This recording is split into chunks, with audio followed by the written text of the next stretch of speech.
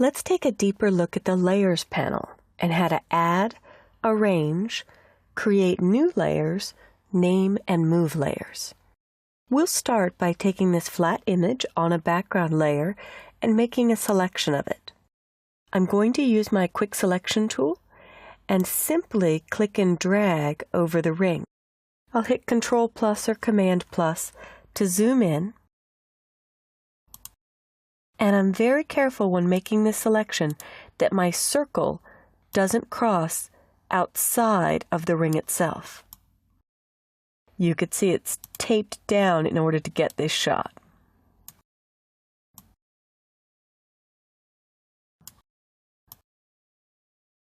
Now, this selection tool doesn't have a tolerance setting, so to make it more precise, I'll simply lower my brush size. The left bracket on my keyboard will make it smaller, and I've got most of the ring selected. I just need to clean it up a little, so I'll go to Subtract from Selection. And now I'm trying not to touch the ring with the circle, staying a few pixels away. It's okay if I do. I'll go back to Add, and we're just going to let it go. And then I'll use Refine Edge to see if I have a good selection. So Refine Edge will show me what I've got selected, and I can view it on a white background or a black background or even black and white. There on black I can really see the edge better, so I'm going to smooth this off. With product shots, I usually like them very sharp along the edge, so high contrast and a lot of smoothing. Smoothing will make your corners not perfect, but I can fix that when I'm done. Our goal is just to practice with layers. I can also shift inside the object, which is better than actually seeing the outline of the white that we're pulling this off of. And I might want to use a little radius for blending and smart radius to keep the edge more solid. Your settings and values will vary. There we go. So when it's finished, I will output to selection. I'll click OK. I'll name this background layer Ring. The reason I'm naming the layer is so that I can delete the background and have the ring all by itself. So now I'll select the inverse, or the opposite, and simply press Delete or Backspace on my keyboard, and now I have the ring isolated to its own layer. I'll deselect with Select, Deselect, and I'll use my Move tool to move this ring over.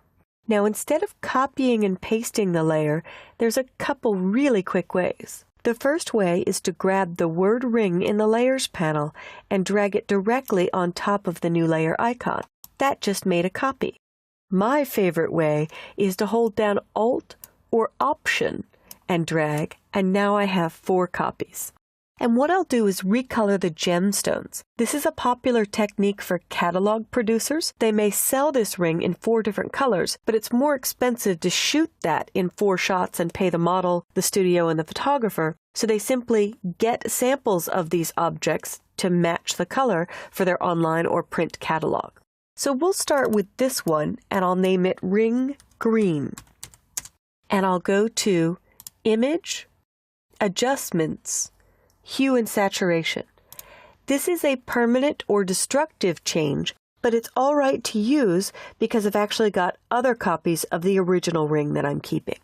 And if you hit Colorize, it does a whole wash of color, but unfortunately that will affect the band also.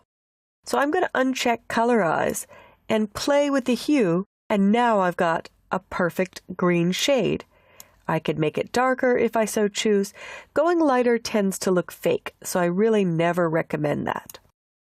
I'll click OK, click on Ring Copy 2, and we'll make this one pink. Image, Adjustments, Hue and Saturation, and play with the hue, moving into the pink area. It's okay if the band actually picks up some of that color because you would get a natural reflection or highlight anyway. So I'm really getting a purplish pink. And you can make very subtle moves, but there's a more pink pinkish pink. I can also desaturate a bit if it starts to look fake. Saturation pulls the color values out, so all the way to the left would be just black and white. But to make a more subtle stone, I'll desaturate a bit. And our goal here is just to practice with layers and have different color layers. I'll select the third one and just play with image adjustments, hue and saturation. You could do any color you'd like for this. I think I like the blue. I could oversaturate it, make it more of a boosted blue, but again, I usually prefer darker and not too saturated so that it looks realistic. And now I'll name this blue, and I'll finish off with the original one named yellow. Now with each of these, it can be difficult to remember to click on the green layer before moving the green ring, or click on the blue layer before moving the blue ring. So instead of having to remember every single time, I will turn on Auto Select. Please tell a friend about this feature. It's been there for 10+ years, and I find so many people don't know about it. So I can click on the yellow, and it knows I'm on the yellow layer. Click on the blue, and it knows. Photoshop basically has awareness, so it realizes what layer I'm clicking and dragging on. And I could finish off each of these by doing Edit, Free Transform, and possibly rotating them in different directions. If you were going to scale, you'd hold down the Shift key, but I'm simply going to press Return or Enter when I'm happy with it.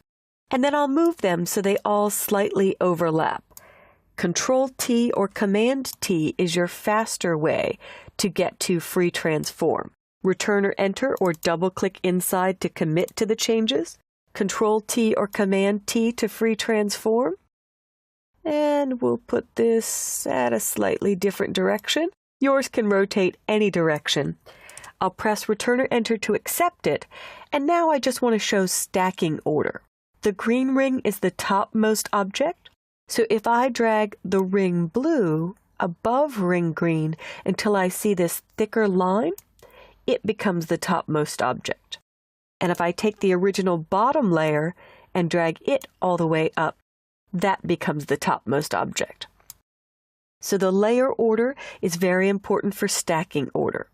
And the last part I'll cover is lightening the opacity. You may want to do this on just a selection, but I want to show you what it's for. Without even clicking in opacity, I can hit the number 9 for 90%. Click on the blue ring, hit the number 8 for 80. Click on the green, the number 7 for 70, and click on the purple or pink, I should rename that purple, and 6 for 60. So single numbers go to their whole values. 0 will go back to 100. Or if I'm very quick about it, 98 would go to 98%. Click here, 98. So you get some slight bit of see-through. Ultimately, I'm going to leave these all at 100 by hitting 0 after clicking on each one, and I can see the opacities at 100. I'll finish this off by doing Layer, New Layer, and naming it White, and then Edit, Fill with White, and clicking OK. This really just helps me see what I've got if it's going to be a catalog or product shot.